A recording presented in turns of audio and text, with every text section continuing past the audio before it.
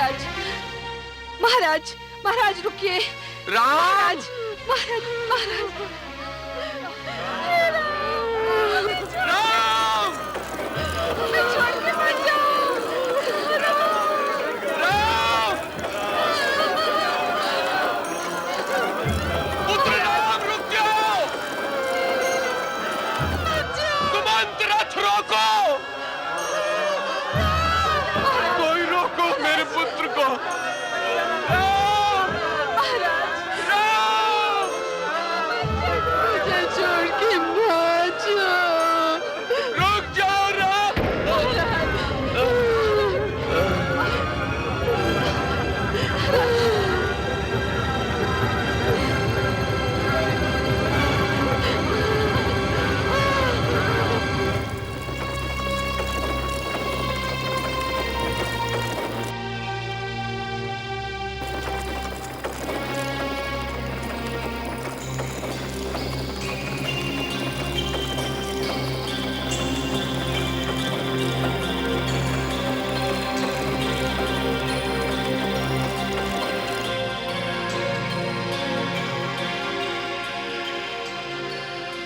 निषाद राज,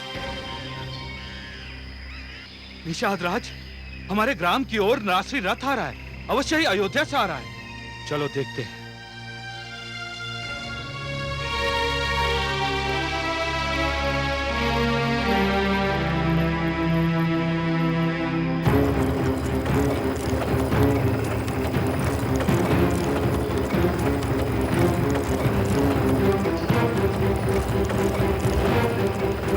रथ तो राजसी है, परंतु इसमें कुछ सन्यासी दिखाई दे रहे हैं।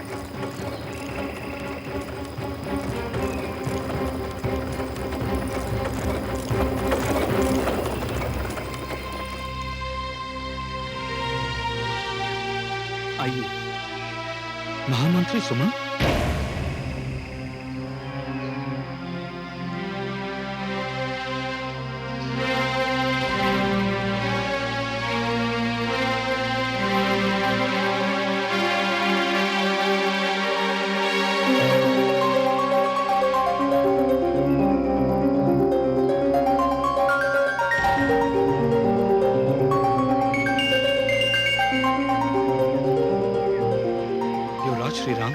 सन्यासी के वस्त्र में?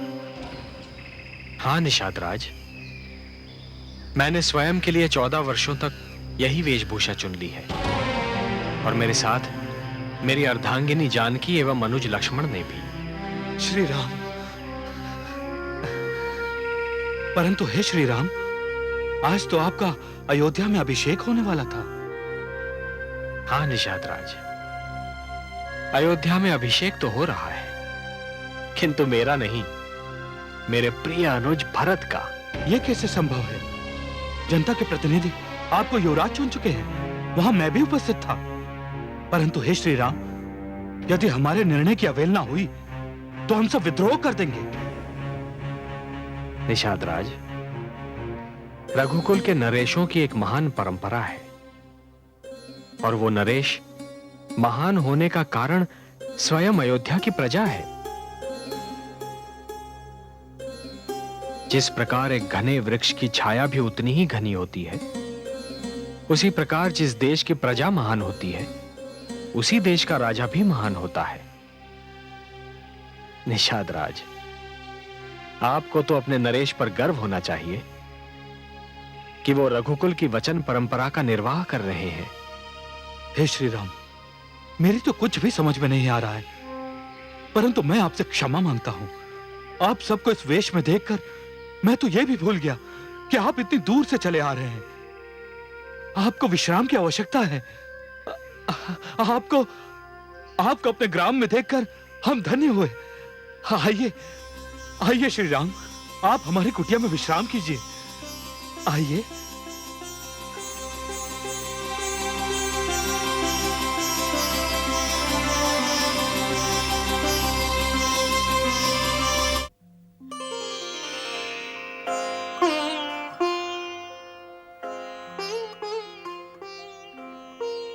महाराज, मैंने आपके स्वस्थ होने के समय का जो अनुमान लगाया था, उसकी तुलना में आप अधिक शीघ्रता से स्वस्थ हो गए हैं। ऐसा लगता है मेरी औषधियों से अधिक आपके नातियों के आगमन ने अपना चमत्कार दिखा दिया है। मैं तो पहले ही आपको कहता था, ये रोग और कुछ नहीं, मेरे नातियों की मुझसे दूरी है। अब वो मेरे पास आ गए हैं, मेरा रोग चला गया। नानाश्री, हाँ? आयुष्मान भव।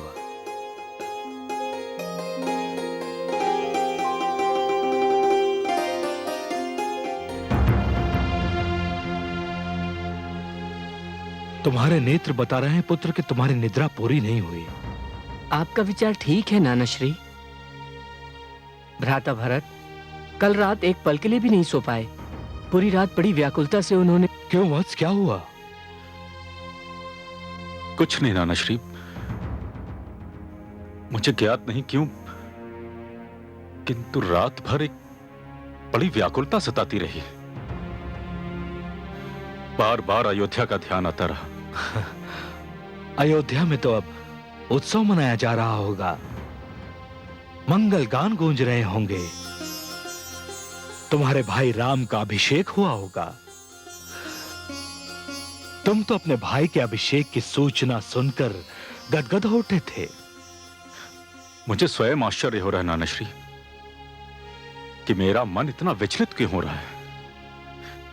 नानाश्री, मुझे ऐसा प्रतीत हो रहा है जैसे जैसे अयोध्या में कोई संकट आया हो। मेरा मन अत्यंत विचलित है नानाश्री। तो मैं भी इतना स्वार्थी नहीं हूं कि तुम्हें कई में और रुकने के लिए कहूं।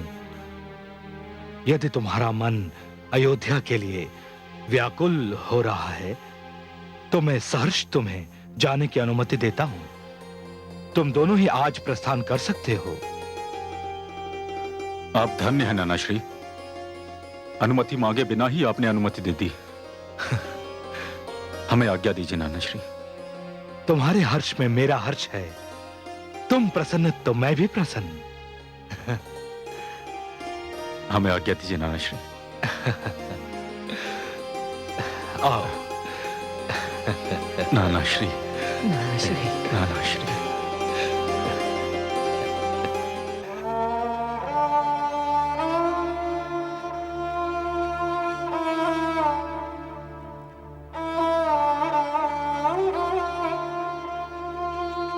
मैं आपको ऐसी औषधि दे रहा हूं जिसे पीते ही आपको तुरंत चैन आ जाएगा।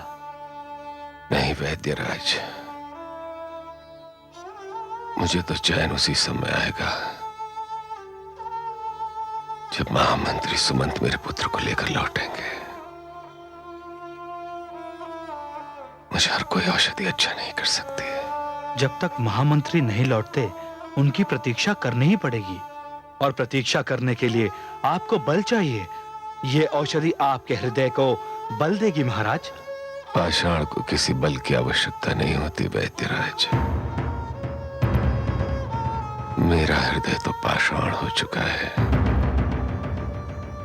अन्यथा राम के जाते ही मेरे प्राण न निकल जाते। ऐसा मत कहिए महाराज, औषधि ले लीजिए।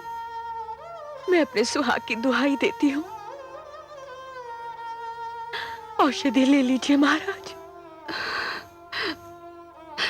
वैद्यराज, लाइए औषधि, मैं पिलाती हूँ। महाराज,